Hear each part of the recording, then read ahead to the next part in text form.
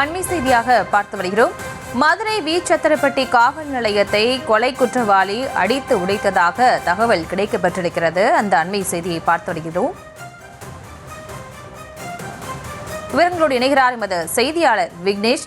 Madurai we Chathirapatti காவல் நிலையத்தை கொலை குற்றவாளி அடித்து உதைத்ததாக தெரிவிக்கப்பட்டிருக்கிறது. அங்கு என்ன நடந்தது விவரம்?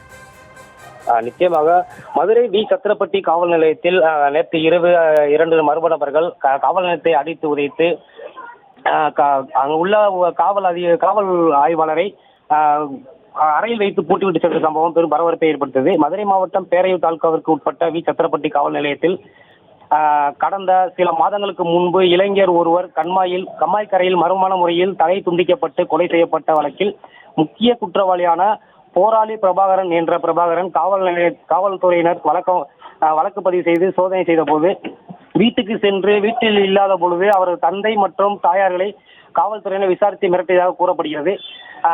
இதன் அடிப்படையில் குற்றவாளியான பிரபாகரன் தன் வீட்டில் இல்லாத போது காவல்துறையினர் அத்துமீறி உள்ளே நுழைந்து தனது தந்தையை மிரட்டியதாக கூறி கொலை குற்றவாளியான பிரபாகரன் தனது கூட்டாளியுடன் நேற்று இரவு மது போதையில் காவல் நிலையத்திற்குள் சென்று அங்கு பணியில் இருந்த காவலரை மிரட்டி உள்ள வாக்கி டாக்கிகள் மற்றும் கணினி உள்ளிட்டவைகளை அடித்து நொறுக்கிய சம்பவம் சேதப்படுத்தியுள்ளனர்.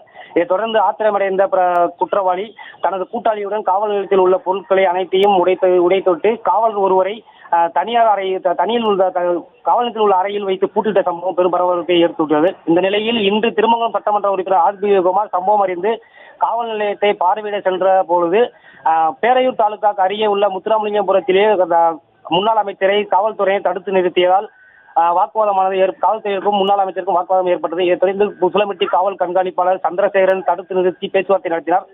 சம்பவம் அறிந்து காவல்துறை தென்மண்டல ஐஜி பிரேம் ஆனந்த் சிங்கா மற்றும் எஸ்பி அரவிந்த் ஆகியோர் நேரில் சென்று ஆய்வு செய்து வருகின்றனர். இதைத் தொடர்ந்து இன்னும் சற்று நேரத்தில் மாவட்ட ஆட்சியரும் நேரில் சென்று ஆய்வு செய்ய உள்ளதாகவும் தகவல் வெளியாகியுள்ளது. விவரங்களுக்கு நன்றி விக்னேஷ்.